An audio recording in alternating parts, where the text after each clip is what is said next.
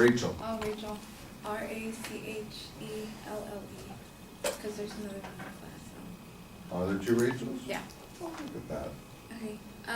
So my speech is on a series of unfortunate events leading up to the best day of my life. On June 20th, I woke up in the morning just as I would every other day. My feet were swollen and I had a big old belly because I was finally 40 weeks pregnant, which is 289 days. And I counted the days as if it was nothing. I was just so excited. I was like, I'm finally gonna have this thing out of me. I'm like, I don't want to be pregnant anymore. I was so over it. I was so done.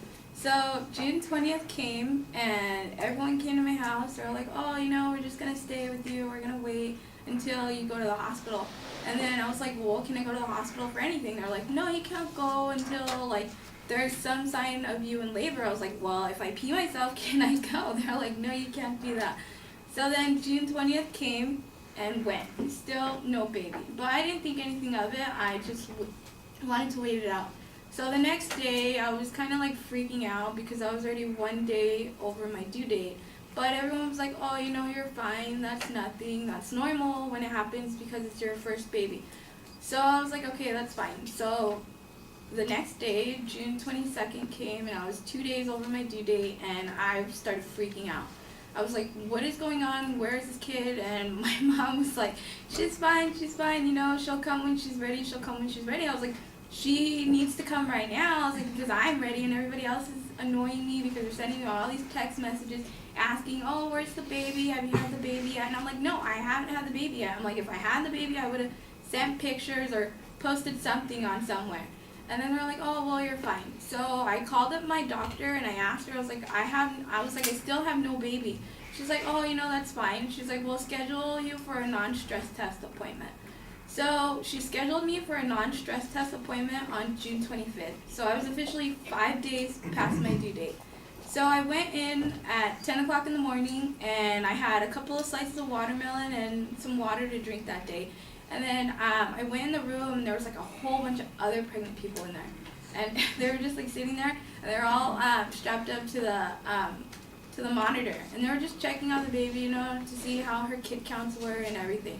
So there I am sitting in there. I'm so annoyed. I'm like, I have no baby. I'm like, I have everything ready. And then the nurse comes in and she's like, oh, well, we're going to admit you today. And I was like, finally. I was like, oh my God. I was like, it's about time.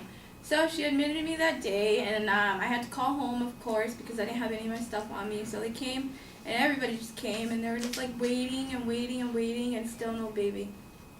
So June 26th, I'm still in the hospital for a day. I haven't eaten anything besides all the ice chips, and I was super hungry, and I was annoyed, and I would hear the doctors and nurses coming in every now and then, and they would always say, oh, I wonder where the baby is, maybe she's not ready to come, ha ha ha, and that just made me so mad.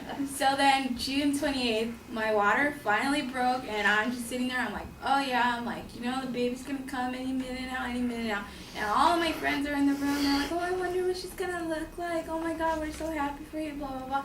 I was like, you guys can go be happy somewhere else. I was like, I really don't want to talk to anyone. I was like, I'm in so much pain. I just want to get this kid out of me. I was like, I'm done.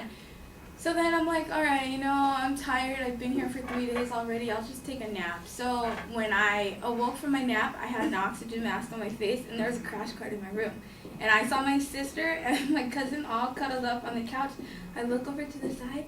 I'm like, Karen, did I die? She's like, no, bitch, you didn't die. You had a seizure. I was like, I had a seizure? She's like, yeah, you had a seizure. I was like, okay, so I had a seizure. I was like, where's the baby? She's like, bitch, you're still pregnant. I